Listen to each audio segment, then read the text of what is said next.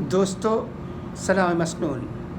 امید ہے کہ آپ تمام اللہ کے فضل و کرم سے بخیریت و عافیت ہوں گے۔ اب آپ وی ایم خلیل الرحمن سے اخبار زرین سنیے گا۔ اے مسلمانوں، تمہارے لیے رسول خدا صلی اللہ علیہ وسلم کی ذات گرامی ایک عمدہ نمونہ ہے۔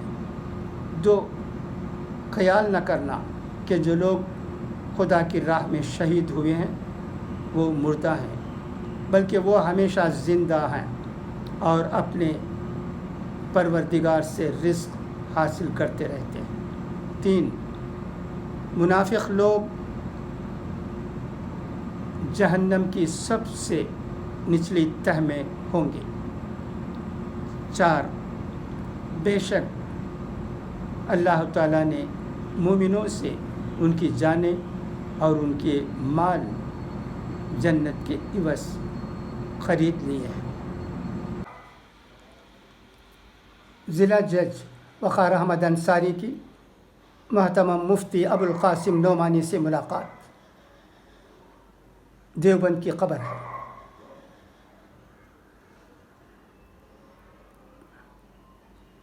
جج وقار احمد انصاری دارالعلوم دیوبند پہنچے اور ادارہ کے محترم مفتی ابوالقاسم نعمانی سے ملاقات کی۔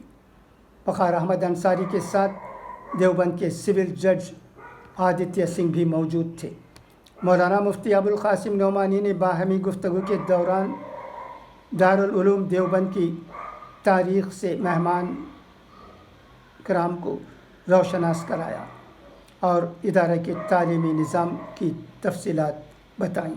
اس موقع پر انصاری نے بتایا کہ ادارے کے محترم مفتی ابوالقاسم نعمانی سے ان کی پہلی ملاقات 2017 میں سفر حج کے دوران ہوئی تھی۔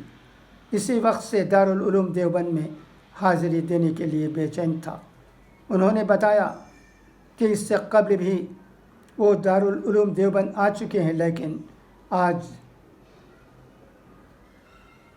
ادارہ کی زیارت اور دعا کے مقصد سے حاضری ہوئی ہے۔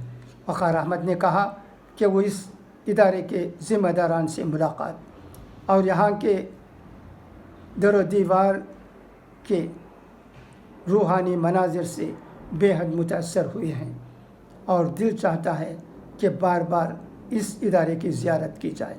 انہوں نے کہا کہ دارالعلوم دیوبند کی تاریخ سے واقفیت، بزرگان دین کے واقعات اور جنگ آزادی میں ان کے کردار کے بارے میں جان کر انہیں بے حد فخر کا احساس ہوتا ہے۔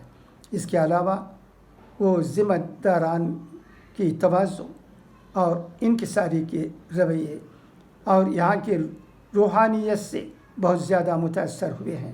خاص طور پر لائبریری کو دیکھ کر انہیں انتہائی خوشی ہوئی۔ انہوں نے کہا کہ یہاں آ کر انہیں روحانی سکون کا احساس ہوا ہے۔ ان کی خواہش ہے کہ آئندہ اپنی فیملی کے ساتھ یہاں آ کر اس روحانیت سے دوبارہ لطف اندوز ہوں۔ اس موقع پر دیوبند سول کورٹ سینئر ارکان اکرم عثمانی، تنظیم و ترقی کے نائب ناظم اشرف عثمانی، احمد انصاری، مولوی اسجد وغیرہ موجود رہے۔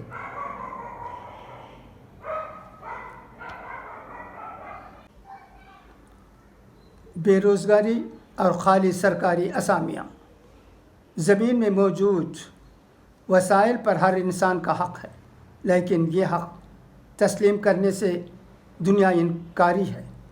حیرت تو یہ بھی ہے کہ خود کو فلاحی اور جمہوری کہنے والی ریاستوں میں بھی یہ حق کبھی تسلیم نہیں کیا گیا ہے۔ وسائل چند مخصوص ہاتھوں میں سمٹے ہوئے ہیں اور اکثریت محرومی اور پسماندگی کا سامنا کر رہی ہے۔ کورونا کے دوران یہ شفاف حقیقت بار بار سامنے آ کر سماجی انصاف کے علم برداروں کو خون کے آنسو رلاتی رہی ہے۔ وسائل اور دولت کی تقسیم کے حوالے سے ہندوستان جنت نشاں کی صورتحال بھی روز بروز ابتر ہوتی جا رہی ہے۔ ایک طرف جہاں سرمایہ داروں اور صنعت کاروں کی دولت میں فلک بوس اضافہ ہو رہا ہے، تو دوسری جانب غربت، بھیک مری، فاقہ کشی اور بے روزگاری کا افریت ہندوستان کی اکثریت کو نگل رہا ہے۔ ستم بالائے ستم یہ بھی ہے کہ عوام سے اربوں روپیوں کا ٹیکس نچوڑنے والی حکومت کے مختلف اداروں میں لاکھوں اسامیاں بھی خالی ہیں، لیکن ان پر تقرری نہیں کی جا رہی ہے۔ یہ صرف ادارے کی ایک جھلک ہے، میں نے آپ کے سامنے پڑھ دیا ہے۔ اس میں اور باتیں کہی گئی ہیں، مگر میں مختصراً آپ کو خبریں دینے کی کوشش کرتا ہوں تاکہ آپ دلچسپی سے سن سکیں۔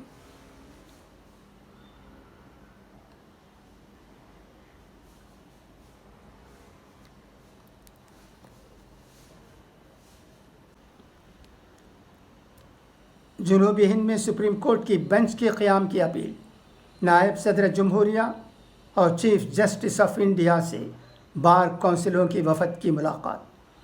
جنوبی ریاستوں کے بار کونسلوں کے سربراہوں نے نائب صدر جمہوریہ ایم وینکٹیا نائیڈو اور چیف جسٹس این وی رمن سے ملاقات کی اور ان سے جنوبی علاقے میں سپریم کورٹ کی ایک بینچ قائم کرنے کی اپیل کی۔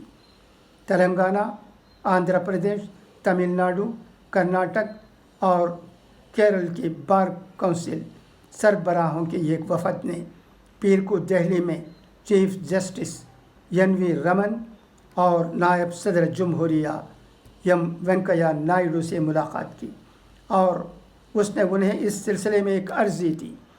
بار کونسل آف تلنگانہ کے صدر نرسمہا ریڈی نے یہاں جاری ایک بیان میں کہا کہ انہوں نے نائب صدر جمہوریہ اور چیف جسٹس نے مثبت جواب دیا۔ ان بار کونسلوں نے کہا کہ سپریم کورٹ کے مستقل علاقائی بینچوں کے قیام کی عرضی پرانی مانگ ہے اور پارلیمنٹ کی اسٹینڈنگ کمیٹیوں، ریاستی اور قومی سطح کی بار کونسلوں، لا کمیشنوں نے اس سلسلے میں عرضیاں دی ہیں۔ انہوں نے کہا کہ علاقائی بینچوں کی تشکیل سے عدالت عظمیٰ میں زیر التواء معاملے کم ہوں گے اور ان کے نپٹارہ میں بھی کم وقت لگے گا۔ بس آج کے لیے اتنا ہی، انشاءاللہ پھر ملاقات ہوگی۔ تب تک کے لیے آپ کا یہ بھائی وی ایم خلیل الرحمن اجازت چاہتا ہے۔ خدا حافظ، فی امان اللہ۔